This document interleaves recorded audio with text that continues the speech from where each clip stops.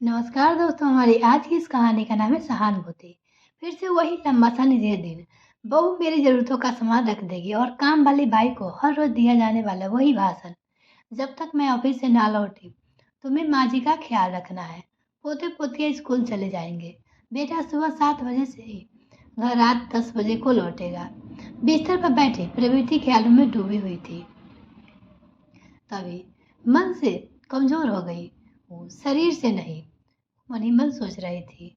प्रवृत्ति बहू से हमेशा कहती कि घर के कामों में मुझे हाथ बटाने दो, किंतु प्रवृत्ति को लेकर बहुत ही चिंतित रहती। उसका वही पुराना सा जवाब रहता, माँ जी, पूरा जीवन तो आपने काम करने में बिता दिया, अब तो कुछ दिन आराम कीजिए। उसकी बहू कहती है। प्रवृत्ति चाहती थी कि इस रिझापन को दूर करने के लिए घर के कार्य में व्यस्त रहे, चाहे रसोई का काम हो, चाहे घर के रख रखाव, सफाई वगैरह। किंतु बेटी बहू को अत्यधिक प्रेम स्नेह से उसके अंतर्मन इस चटपटाहट से उभरने नहीं दिया। उसका बेटा वास्तव को लगता था कि माँ को पूरा जीवन काम में बिता दिया, कम से कम बुढ़ापे में तो उसे सुख और आराम मिले। इस प्रेम स्नेह ने उसे मनोवैज्ञानिक तथा तथ्य पर ध्यान ही नहीं दिया जिसको उसे जरूरत थी। पूजा पाठ का समय प्रवृत्ति ने बढ़ा लिया था। रामायण की चौपाड़ियाँ उसकी सांस बन चुकी थी। वह पहले घर के बगल वाले पार्क में चली जाती थी, किंतु पिछले साल से जोरों में दर्द के कारण उसने जाना बंद कर दिया था। प्रवृत्ति स्वयं को बहुत ही भाग्यशाली समझती थी। बहुत कम घरों में बुजुर्ग पर इतना ध्यान दिया जाता था। मोहल्ले की औरतें प्रवृत्ति की बहू की बड़ाई करते नहीं थकती थी। प्रवृत्ति जी, अपनी कितनी तपस्या की है कि आपको ऐसी बहू मिली है। यह सुनकर प्रवृत्ति फूले न समाती थी। इस उम्र में स्वयं को व्यस्त रखने के लिए कुछ नया करने का जज्बा नहीं था। सारी सुख सुविधाओं को बाद भी प्रवृत्ति को भीतर कुछ कचोटता था, और यह कुछ समय अधिक होता था जब बड़ा सा एक सूना मकान उसकी ओर आंखें फाड़ देखता था। सभी अपने अपने जीवन में व्यस्त थे। ऐसा नहीं था कि प्रवृत्ति को उन लोगों से कोई शिकायत थी, किंतु अंतर्मन कुछ ढूंढता, कुछ तलाश करता, मगर क्या। और जब प्रवृत्ति आंखें बंद करती तो प्रबंध का चेहरा सामने आता। उस समय चाहती होती कि अपने अंतर्मन को किसी से बांटने की, स्वयं से किसी के सामने रखने की कोई साथी की उसके उस बेचैन से लम्हे से बांट सके। आज हिंदी उस अधूरे लगने लगी थी।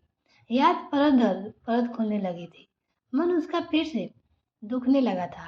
सुबह का गुलाबी धूप उसे निस्तेज रखता। दोपहर विकसित हो चला था।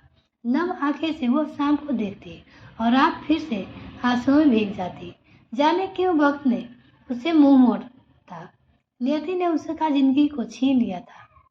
प्रवृत्ति की कई बातें उसे हमेशा कचोटती थी। प्रवृत्ति कुछ पल को आकर मेरे पास बैठो, पता नहीं यह कल पल मिले या ना मिले। और प्रवृत्ति हमेशा उसके मुंह पर हाथ रखती थी। ऐसा मत कहो, जिस दिन हमारी जिम्मेदारियां थोड़ी कम हो जाएगी, हम दोनों सिर्फ एक दूसरे के लिए जिएंगे। विवाह के बाद वह हम बड़ा सा संयुक्त परिवार, सास ससुर, देवर ननद, परिवार में बड़ा बेटा बहू होने के नाते प्रवृत्ति ने बखूबी अपना फर्ज निभाया था। उनकी जिम्मेदारियों से निकलते वो स्वयं भी जिम्मेदारी सामने आ खड़ी हुई थी। एक बेटा और 2 बेटियां के माता पिता बनने के बाद उन्होंने अपना हर सांस उसके नाम कर दिया। बच्चों को पालन पोषण, पढ़ाई लिखाई और शादी विवाह ने उन्हें इस प्रकार वक्त ने साथ कैद कर दिया कि वो 2 पल साथ पढ़ने का अस्तित्व शायद उसके जीवन में था ही नहीं। शायद दुनिया के हर पति पत्नी के जीवन में इसी मोड़ के गुजरने हुए यह भूल हो जाते कि नियति जिम्मेदारियों से मुक्त होने से बाद कुछ पल साथ बिताने को वही लंबी उम्र देगी या फिर नहीं। प्रवृत्ति के साथ भी यही हुआ कि एक तरह जिम्मेदारियां उसके जीवन से गई, दूसरी तरफ प्रवृत्ति उसका साथ छोड़ा, दुनिया से चला गया। जीवन के संघर्ष, गृहस्थी के उत्तरदायी और बच्चों के उज्ज्वला भविष्य की जिम्मेदारी से लिपटी प्रवृत्ति ने शरीर और मन के थकान से पड़े धकेलते हुए उस पल का इंतजार किया था जहां प्रभु के पास वह कुछ पल सुकून के साथ बैठ पाती।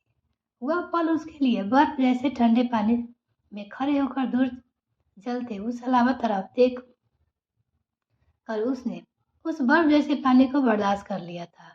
आज उनमें इस पड़ाव पर उसे प्रवृत्ति के साथ की आवश्यकता थी। कितना भी अपने को व्यस्त रखती चाहती, किंतु हृदय तन से उसे सूनेपन की भर नहीं पाती थी।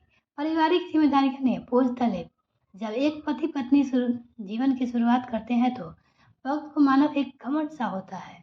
उसके साथ दौड़ते हुए पति पत्नी की धनखाते से गुजर रहे थे। बिना देखे वक्त दौड़ता चला जाता। जीवन हुआ विचित्र सा पहाड़ होता।